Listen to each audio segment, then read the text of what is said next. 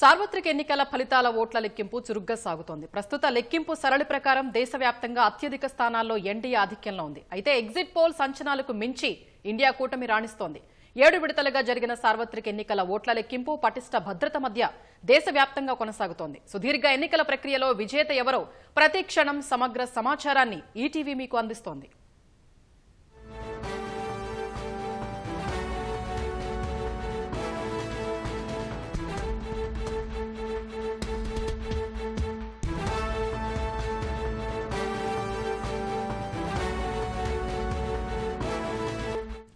దేశవ్యాప్తంగా 542 లోక్సభ స్థానాలకు సంబంధించిన ఓట్ల లెక్కింపు చురుగ్గా సాగుతోంది. లోక్సభలో 543 స్థానాలు ఉండగా సూరత్ లోక్సభ స్థానం భాజపాకు ఏకగ్రీవమైంది.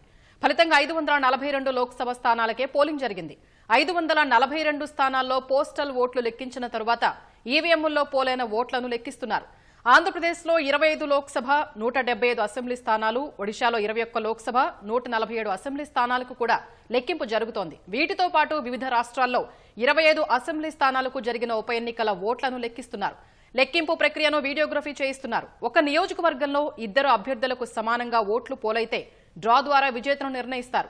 కౌంటింగ్ కేంద్రాల వద్ద 3 అంచెల భద్రతా ఏర్పాట్లు చేశారు. కేంద్ర పారామిలిటరీ బలగాలు, ఆయా రాష్ట్రాల పోలీసుల్ని పెద్ద సంఖ్యలో మోహరించారు.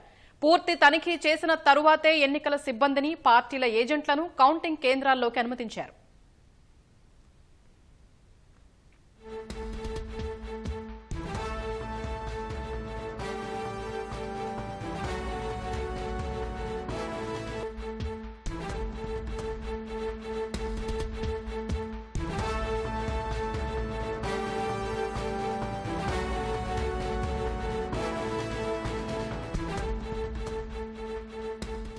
దేశంలోనే అత్యధికంగా 80 లోక్సభ స్థానాల్లోని ఉత్తరప్రదేశ్లో 75 జిల్లాల్లో 81 కేంద్రాల్లో ఓట్లు లెక్కిస్తున్నారు.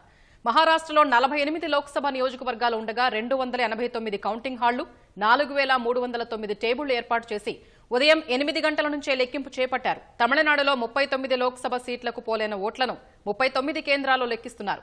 మధ్యప్రదేశ్లోని 29 స్థానాల ఓట్లను 52 జిల్లాల్లో కౌంటింగ్ చేస్తున్నారు. కర్ణాటకలోని 28 లోక్సభ సీట్లకు పోలైన ఓట్లను 29 కేంద్రాల్లో లెక్కింపు చేపట్టారు. గుజరాత్లో ఏకగ్రీవమైన సూరత్ మినహా 25 లోక్సభ స్థానాల ఓట్లను 26 కేంద్రాల్లో గణిస్తున్నారు.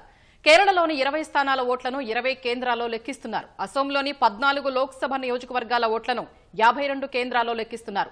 పంజాబ్లో 13 లోక్సభ స్థానాల ఓట్లను 117 కౌంటింగ్ కేంద్రాల్లో లెక్కిస్తున్నారు. ఇప్పటికే అనేక మంది ప్రముఖులు తమ నియోజకవర్గాల్లో ఆధిక్యంలో ఉన్నారు.